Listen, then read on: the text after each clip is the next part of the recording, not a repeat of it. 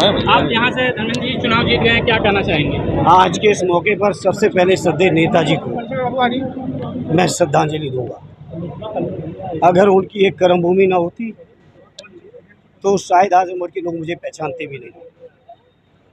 RD राष्ट्रीय अध्यक्ष जी का मैं हृदय से आभार व्यक्त करता हूँ, धन्यवाद देता हूँ।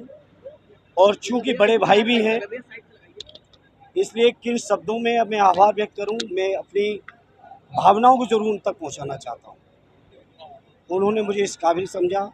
श्रद्धेय नेताजी की कर्मभूमि, खुद की कर्मभूमि और आजमगढ़ के शानदार समाजवादियों की कर्मभूमि पर जो मुझे मौका दिया यहाँ से चुनाव लड़ने का, मैं आदरणीय राष्ट्रीय अध्यक्ष जी का धन्यवाद देता हूँ।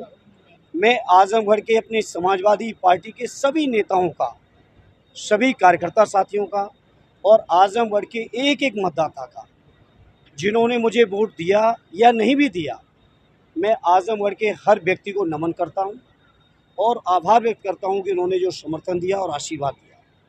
और मैं उन सभी को यकीन दिलाता हूं जो श्रद्धेय नेताजी के जज्बात और भावनाएं रहे इस जिले से, आरडी राष्ट्रीय अध्यक्ष जी ने जो आगे बढ़ाए, उनको मैं अक्षरशः आगे बढ़ाने का पूरा प्रयास करूँगा। और मुझे यकीन ही नहीं, पूरा विश्वास है हमारे पार्टी के बड़े लोगों के मार्गदर्शन में, हमारे पार्टी के जिम्मेदार लोगों के सहयोग और समर्थन से आजमगढ़ के लोगों की हर उम्मीद, हर विश्वास और हर भरोसे को मैं पूरा कर सकूं। ये मेरा सार्थक और मेरा संपूर्ण प्रयास होगा कि आजमगढ़ का कोई भी व्यक्ति हमसे निराश ना हो पाए, मेरा प्रयास होगा। आजमगढ़ में विकास के लिए क्या-क्या जो काम अधूरे रह गए? चुनाव के दौरान भी ये बातें आई थी और मैंने कहा था, श्रद्धेय नेताजी और माननीय अखिलेश यादव जी ने जो आजमगढ़ के विकास की रूपरेखा रखी है, मेरा प्रयास होगा उस रूपरेखा को मैं पूरा कर सकूं। और समय के साथ आजमगढ़ की समस्याओं को और गहराई से समझ के उन समस्याओं को समाधान में मैं क्या कर सकता हूं, मैं इतना ही कहूंगा आज के मौके पर, मेरा अपनी ओर से 100% प्रयास होगा कि आजमगढ़ के लोग जो मुझसे उम्मीद लगाए हैं, जो यहाँ की जायज़ समस्याएं हैं, उनका मैं हर तरह से निराकरण कर सकूँ। देखिए, इस समय जो मैं चुनाव जीता हूँ, मैं इस समय अपने पार्टी के नेताओं के बयानों को सुनना है, राष्ट्रीय अध्यक्ष जी के मार्गदर्शन को लेना है, उसके बाद इस पर चर्चा करेंगे।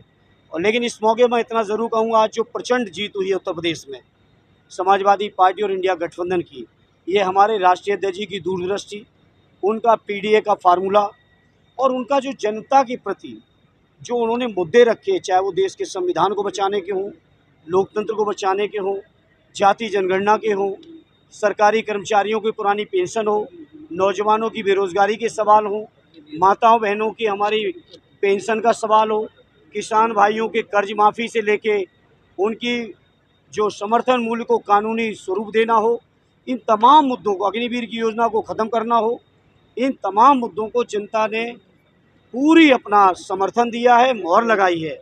और मैं उम्मीद करता हूं हमारे राष्ट्रीय अध्यक्ष जी जनता के बीच किए हुए सभी वादों को पूरा करके देंगे। सरकार बनाने के लिए आगे प्रयास किया जाएगा? देखिए, सांसद निरहुआ को मैंने पूरे चुनाव में कभी गलत नहीं कहा, कभी ऐसा नहीं कहा जो कोई आपत्तिजनक बात हो।